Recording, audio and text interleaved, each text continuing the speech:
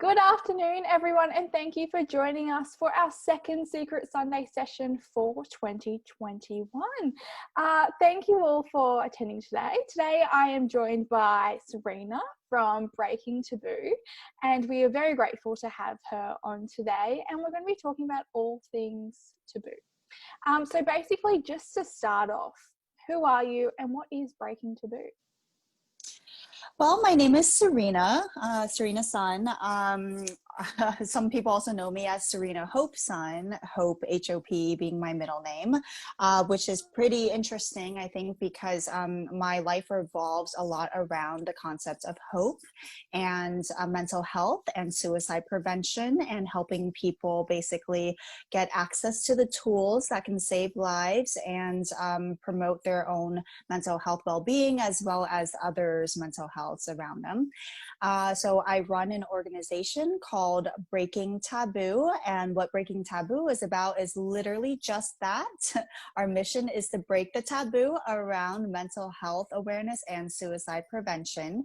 So we educate people, we provide accessible education, we inspire people to have open conversations about this subject, and we encourage people to get help, and we also provide them with the resources and the tools that they need to do in order to point them to the right direction for them to get help.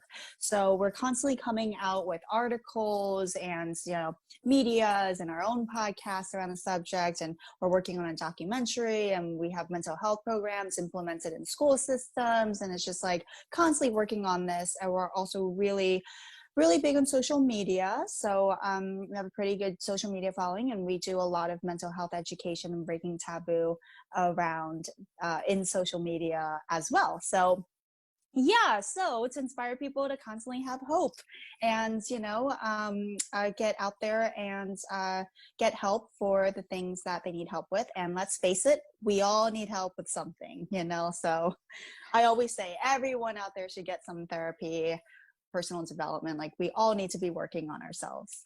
So Awesome. yeah. That's great, Summer. So before we dig into some of the more, vulnerable and interesting questions, I want to ask, why did you start this organization? Yeah, so that's a question I get asked a lot, because I guess first of all, not a lot of people start nonprofits. I guess the appeal isn't as big for a lot of people as, I guess, a for-profit. And a lot of people shy away from, really hard subjects such as mental health, and then especially getting really deep into it, like darker subjects such as suicide and suicide prevention. So yeah, people are constantly like, wow, like, what made you start this? And of course, there's somewhat of a story behind it, but mostly it's circumstance. So I come from a background of psychology and film. So I am both in front of the camera and behind the cameras. I've worked on multiple sets. I have both a creative side, the filmmaking side, writing side and all that, and also my psychology and entrepreneur side. So Breaking Taboo kind of came, I guess, organically and naturally as a result of me putting all of my background into a use for the betterment of society. But what really sparked that was honestly losing a lot of friends, or enough friends, to suicide. So what sparked the actual concept of Breaking Taboo was the last time where I lost a friend of mine that I'd known for many years to suicide. I was just thinking to myself, why does this keep happening? We have the tools out there. We have the education around this. Like, there are initiatives for suicide prevention, but why are the numbers constantly climbing every single year? Throughout history, it has not declined. And that was ridiculous to me, because the fact is, over 90% of suicides are preventable. And that's because most suicides have an underlying mental health condition, with depression being the leading one. And only half of mental health conditions are actually get treatments, throughout their lifetimes. And 1 in every 4 people have a mental health condition. And it actually could be very underreported because so many people don't seek therapy. So all of this made me realize the impact of the taboo around the subject. And then what I realized, my light bulb moment, was when I realized that it's not necessarily that we don't have the education or the psychology courses or, the organizations or initiatives to prevent suicide. It's that people literally don't go after that. They don't get the help. They don't talk about it. They don't know when to help someone else. They don't know that someone is suffering from a mental health condition. They don't know when their friend or neighbor or relative is depressed, and that person who is experiencing it is so bottled up in shame and guilt and all of these, again, taboo things, that they're afflicted by the taboo, and they don't seek the help that could save their lives. So I realized that it was really the root cause. In order to fix this problem, we need to concentrate on the root cause, and the root cause is the taboo involved. And that really needs to be an entire shift in society. So it's a much larger problem than just, okay, this is what we do to prevent suicide. Like it's much larger than that. And once I came to that realization, that's kind of what sparked me on this journey. And it's just grown from there, and it's grown tremendously. And there's so much more growth that we have to do because it's a huge topic. So yeah. Wow. It's interesting when you mention the statistics. Are they constantly being updated in terms of suicide and that? They are, yeah. So if you go on the census and you look at death rates and whatnot, then you will definitely see, like, it's reported annually, the amount of people that die from whatever causes. And the reality is the suicide rates could in fact be a lot higher because a lot of it goes unreported, because sometimes you don't know, if it is suicide, in fact, suicide or not. So it really could be a lot more than what is actually recorded. But, statistics are pretty dire. I mean, there are more suicides that happen than homicides. There are more people in history that have died from suicide than wars, natural disasters, and homicides combined. So it's huge. It's, I think, the third leading cause, I think, because that one does change, but like the third leading cause of death for adolescents up to age 24, I believe. So yeah, so it's huge. I mean, it's grown since the year 2000 in adolescent girls. It's grown 30%. Wow. Why do you think it's grown 30% in adolescent girls in the last, years, and it's still continuing to grow? Yeah, that's a good question.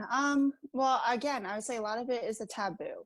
So hopefully, if we are able to shift this, if we are able to successfully do this work, the intention is to see it not grow, is to see it level off, and then hopefully go down, which we have not seen. Like, it's been like this, and what we want to do is have it go like this and then go like this, right? So that's the intention. So I'd say a big part is the taboo and the shame associated, and then I think there's theories around this. One theory is that the human population is larger in general, right? Like, there are more and more adolescent numbers of people. So yes, that is true. So that could be a part of the reason as well. But then, there are so many different reasons. I mean, adolescents these days are really disconnected from a lot of different things. Like I feel like a lot of adolescents feel lost and hopeless and just are lacking guidance. I just, like, to be honest, there is no straightforward answer to this. And that is a great question. Like, why is the reason why is it that there are so many young girls, like such an increase in the young girls? But I would say I think it makes sense to think that a lot of it would have to do with the standards of society, perhaps body image issues, as well as, you know, the comparison. And there's such a pressure in society to perform a certain way. And people see that now, they're exposed to it in social media and, you know, the internet and all sorts of things, and TV shows, you know, like this lifestyle type of, even lifestyle Instagrams, like they do extremely well because people are constantly wanting this perfect image. And I know it's happened all throughout society, all throughout history, but I feel like, you know, even more so, people just have that constant mindset of comparing themselves to others. And then the disconnect I was talking about with the families, you know, not having the support. There's not enough guidance counselors and therapists in schools, you know, for adolescents. Like, where do they look toward? What do they do?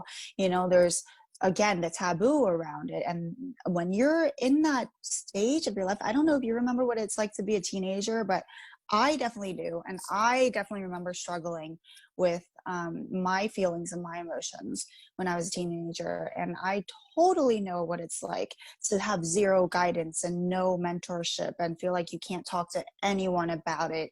And like, it's definitely one of the most tricky times in your lifetime. You know, it's one of the most tricky stages of life, I think, to navigate. And when you're navigating it alone, you can definitely get lost.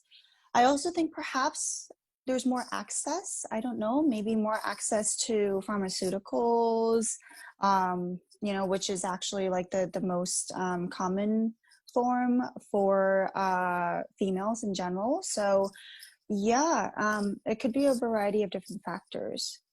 And do you Yeah. think that men's mental health and the idea of men committing suicide is on the rise as well? Because I know here in Australia, we talk a lot about men's mental health as almost the underdog because men don't talk about their feelings. So do you find Mm-hmm. that that's a real issue as well? Oh yeah, definitely. Um, so I was just talking to a therapist about this, and he was saying how the amount of female clientele he has compared to the amount of male clientele that like come to his office seeking therapy is like drastically different. There's so many more females that come, because it's more of a thing that's seen with females to talk about their emotions, to communicate, to talk about their feelings, you know, to get help, you know. So that's not only seen in the therapy world, it's also seen in just any form of world that requires someone to go get help. So in the physical health world as well, there's actually been many studies done that have shown that women on average live longer than men because they have usually typically stronger social ties. And one of the other contributing factors is that they ask for help. They go see a doctor typically as soon as they notice like symptoms, you know, so there isn't really a stigma or taboo around going to the doctor and asking for help. Whereas men might just like try to tough it out. And then by the time they go, it's too late. So that's actually a huge contributor to just death rates in general. So it's the same thing on like a much larger scale when it comes to men's mental health and seeking help for that too. Also, just the way that guys communicate in general, you know, we know how, you know, like we know like bro talk and how they communicate, right? It's like, Yeah. it's very different than girl talk, extremely different. And I don't necessarily think that men should or have to turn into like, you know, the way that women talk, you know. I think that, you know, there's power to both sides, masculinity, femininity. Like, you don't necessarily have to be exactly like one another, but you know, perhaps there's definitely work to be done in figuring out a good healthy way for men to really talk about their emotions and be okay with talking about their emotions and also getting help for it too. So How do there's you a huge stigma. Yeah. Yeah, how do you think that we can break that then? Because if we have all these people that aren't seeking help and they're generally the people that need help, how do we get them to reach out? Yeah, absolutely. That's a really great question. It's not always easy.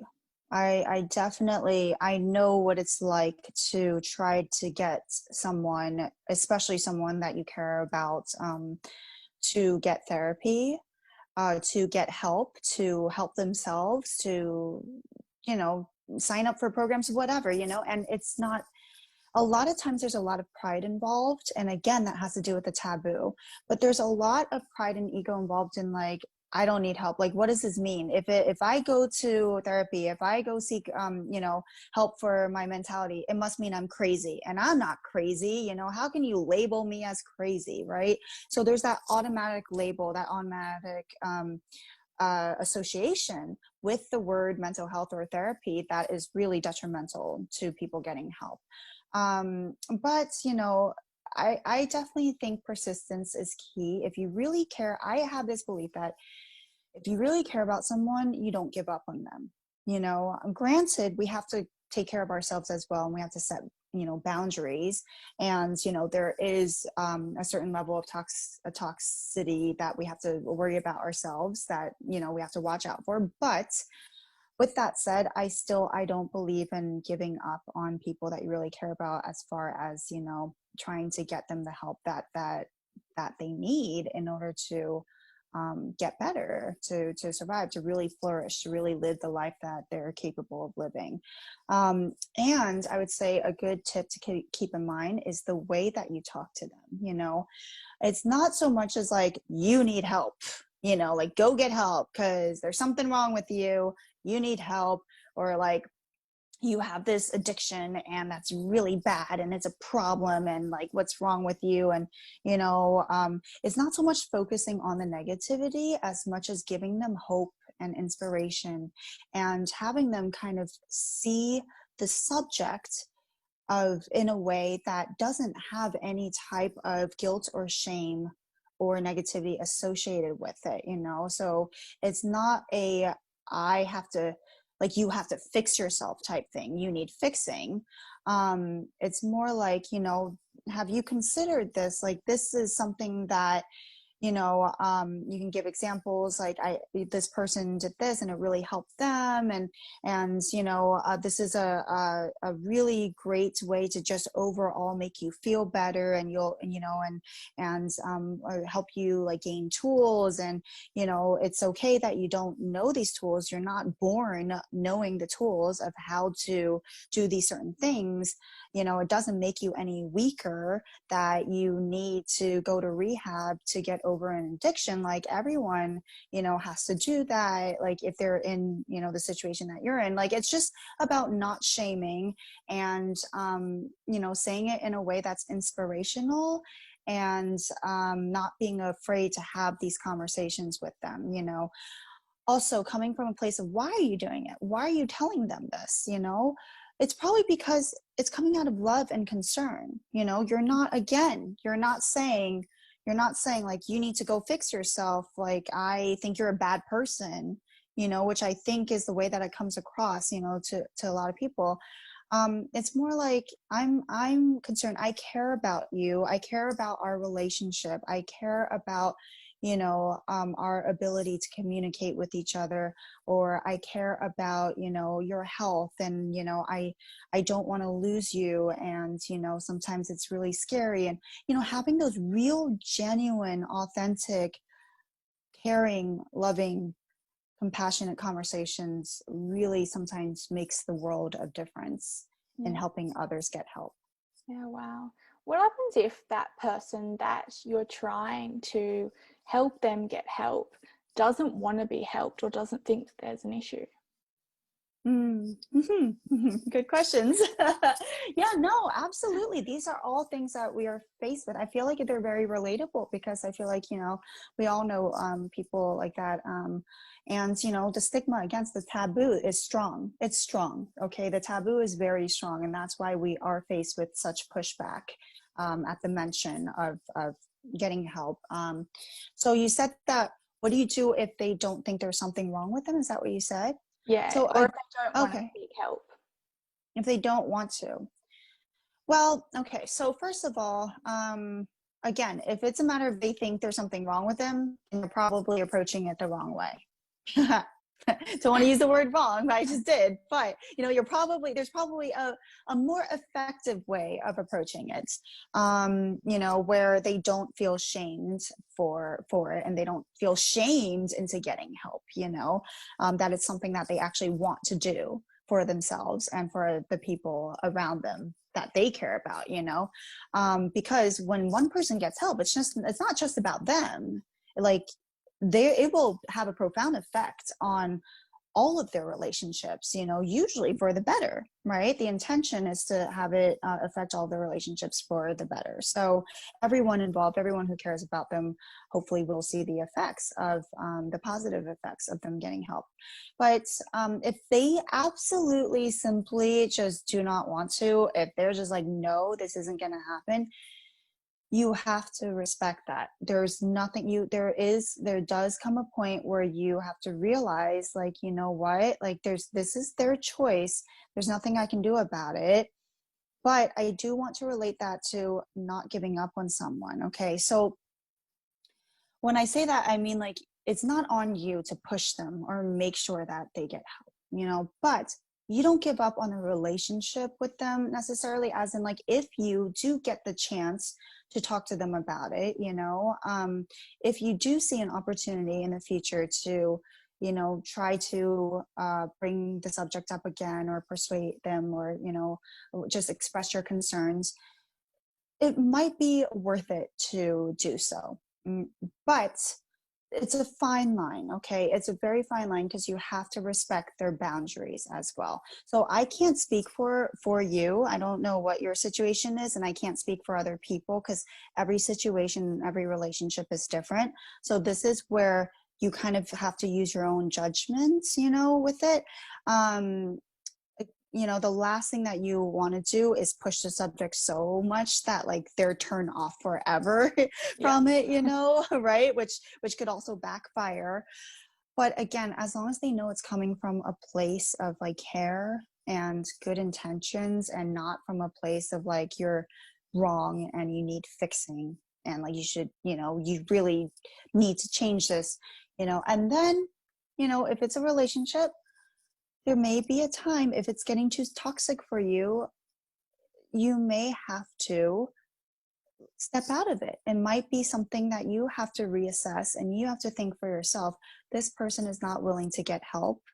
There's no way that this relationship can work without fixing these issues, without like, progressing and working on subjects together. So when that happens, you really do have to reevaluate and decide for yourself what is the most healthy thing for yourself, And again, I know that I said don't give up on someone, right? So it's two different things: stepping away from a relationship versus, like, totally. When I say don't give up, it means like, okay, this person, you know what? Like, I don't care about this person anymore. Like, they're out of my life. Like, I don't care if they live or die. Like, I completely give up. Like, they're hopeless. Like, there's no hope for them, type thing, which I think is a really just negative way of thinking about it. But there is still, you obviously still love that person. You still care about them. So yeah. So I know it's a very convoluted answer, but there's like no set solution to like that'll work for everyone. It really depends on the circumstance, and I can see multiple circumstances in multiple ways. And yeah, some people, if they don't want to get help, like, they don't want to do it for whatever reason. Yeah. Do you think there's a fine line, though, between, I guess, if somebody's telling you that they are self-harming and you can see it, or that they have a plan to commit suicide, that you must step in because their health is at risk? I'm sorry. In other words, you're saying that, like, if someone is about to harm themselves. Yeah, or if someone is harming themselves, and instead of, they still see that they don't need help, do you think as the person supporting that person, there's a fine line between having to actually seek help for them because it's at a stage where it's like their life is at risk? Yeah, absolutely.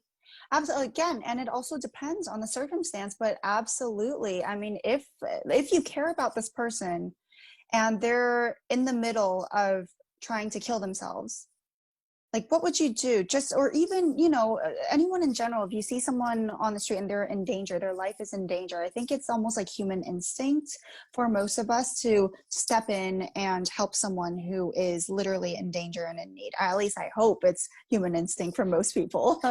But yeah, right. But yeah, absolutely. And and there are plenty of circumstances too, and I have a ton of examples that I know of myself where family members really, really care for someone who has an addiction and it's really difficult to fight, and they don't want help for it because their addiction is that strong. So this kind of reminds me of, I don't know if you've ever seen this show. I don't know if they showed it in Australia, but in the US it was called Intervention, and it was by MTV. No, I haven't seen it. No. Okay. So we actually had to watch this for one of my psychology courses, I remember. But it was a reality show about families or friends that had people close to them, someone close to them, and each episode was like focused on a few different subjects, a few different people who had an addiction, right?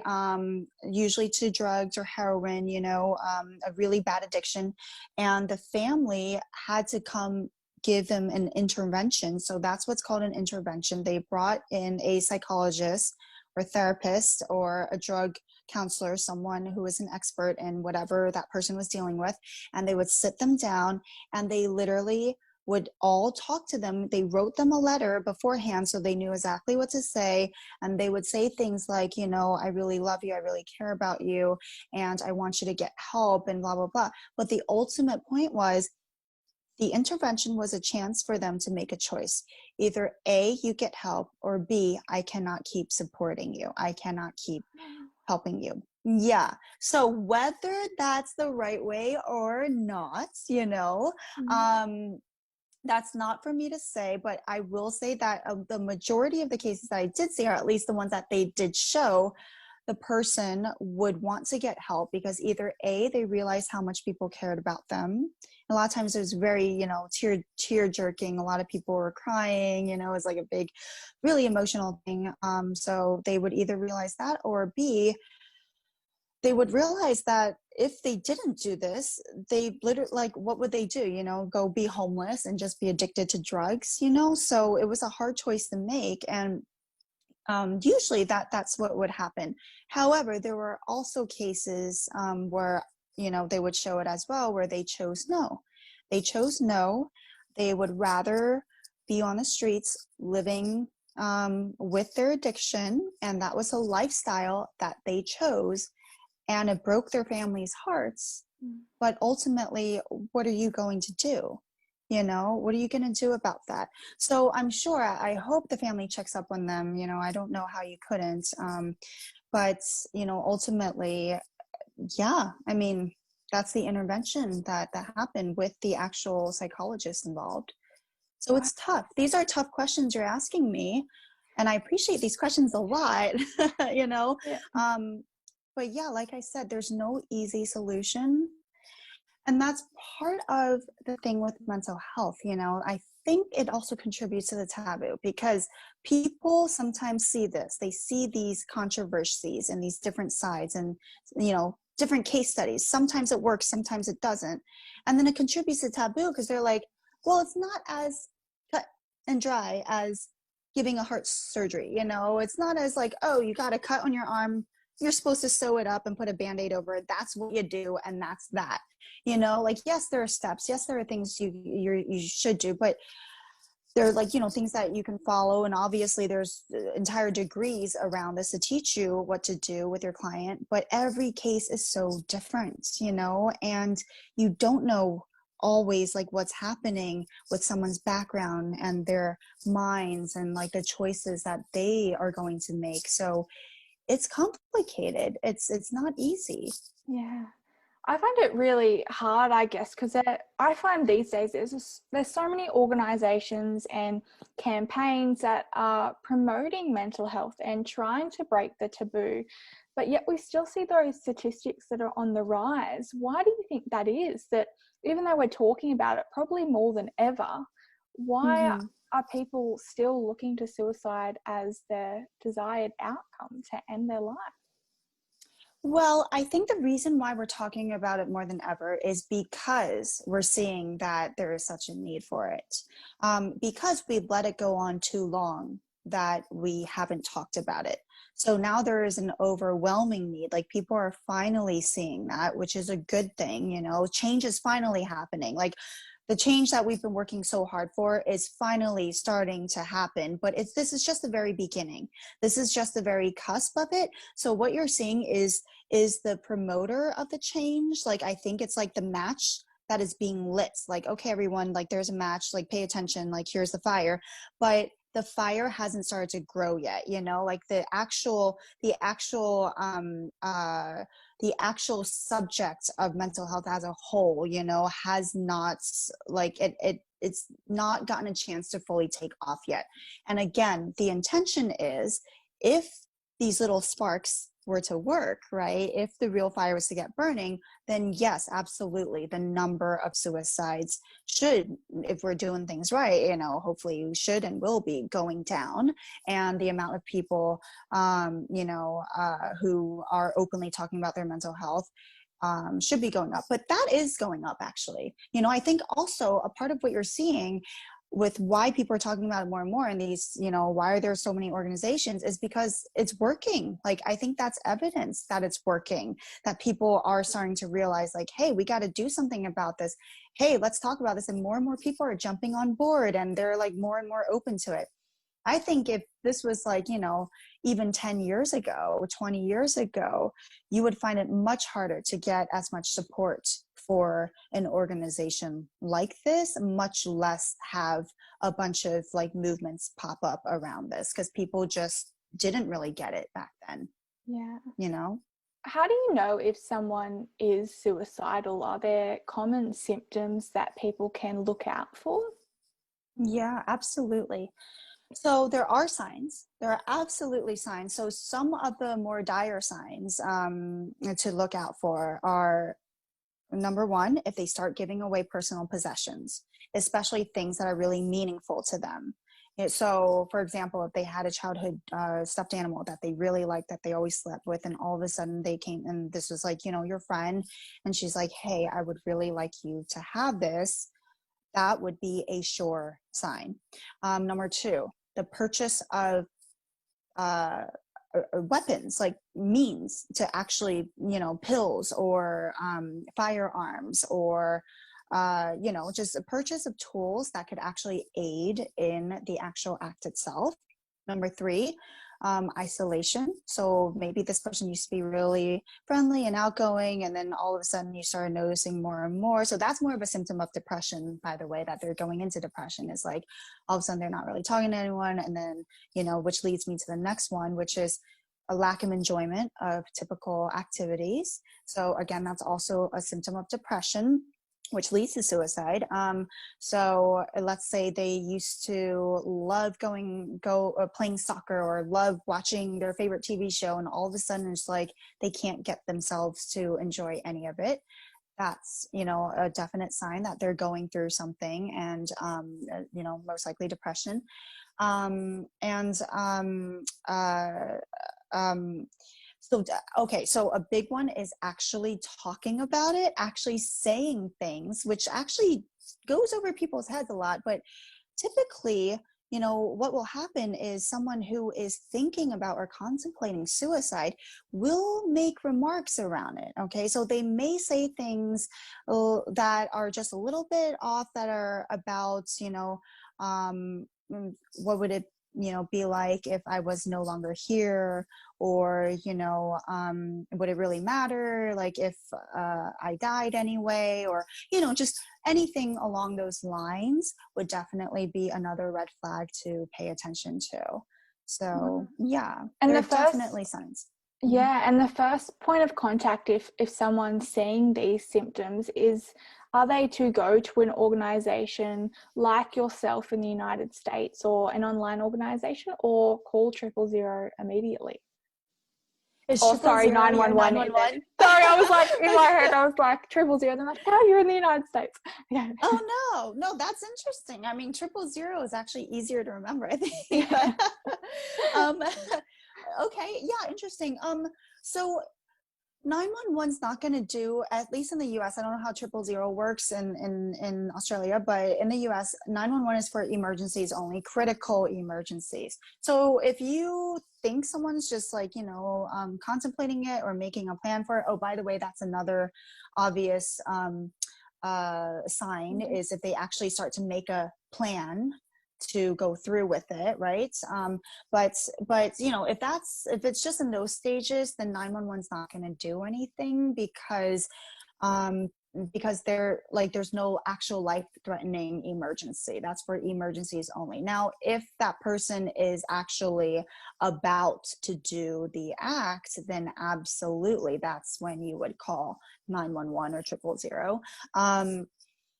So I would say, yeah, getting them exposed to any type of information, to organizations, resources, anyone that would help, pointing them to websites, having them, look at it themselves, looking at it with them, just getting them exposed to the possibility and the idea of getting help, and letting them know, hey, there are resources out there, and there are a ton of resources, like which ones, sound appealing to you, like, oh, let's look at this one, that one. So that's a great thing that you can do with that person.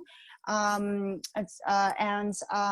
also making sure that they are seeing a therapist, so getting them help, so having them talk to a therapist about it. The therapist may or may not refer them to a psychiatrist. They may or may not need to go on medication, depending on where they are at in the stage of their depression, but therapy is absolutely 100%. If someone is at that stage, you would want them to get therapy.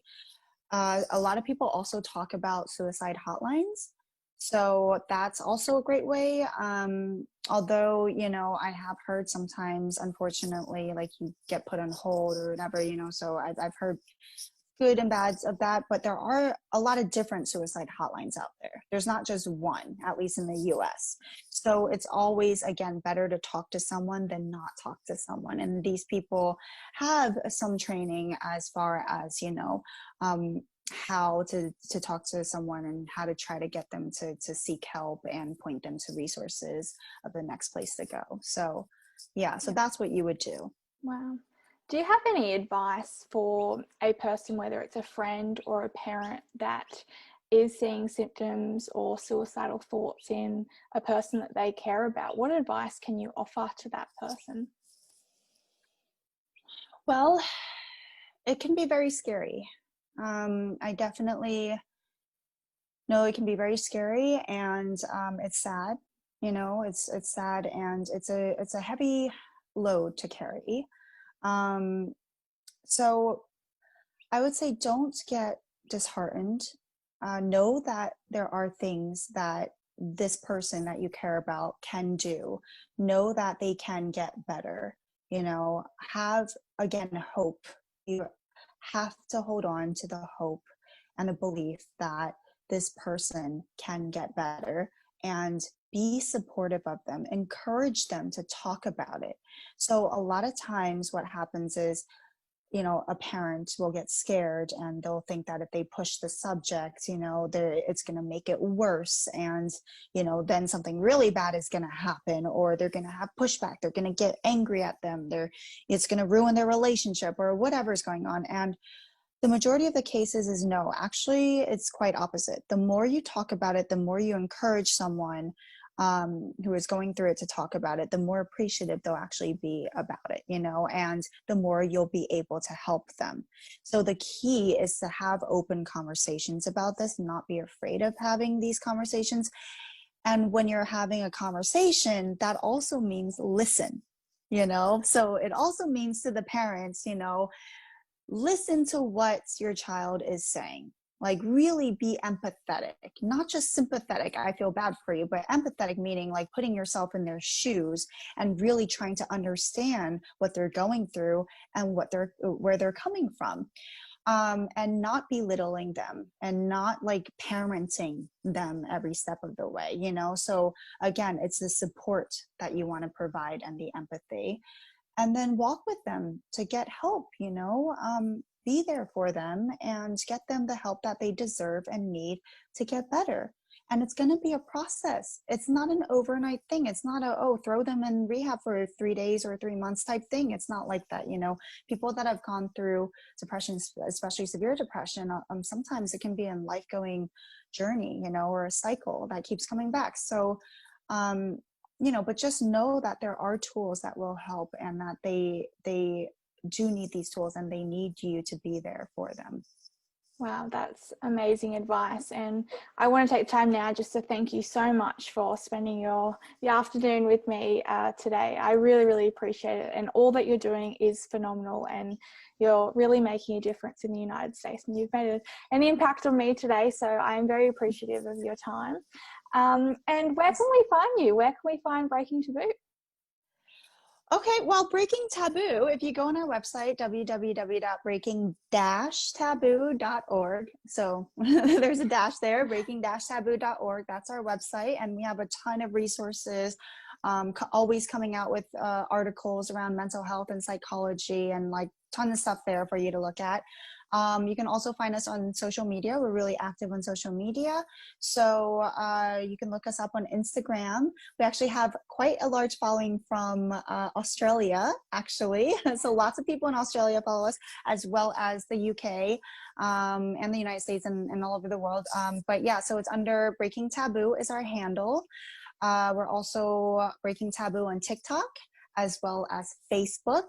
And then our Twitter handle is breaking_taboo, because we can't figure out who actually has Breaking Taboo, but our Twitter is breaking_taboo. So those are all the places that you can follow us for daily inspiration and, you know, mental health advice and just feel good stuff, as well as education around these topics. And we do all sorts of topics all the time. So yeah.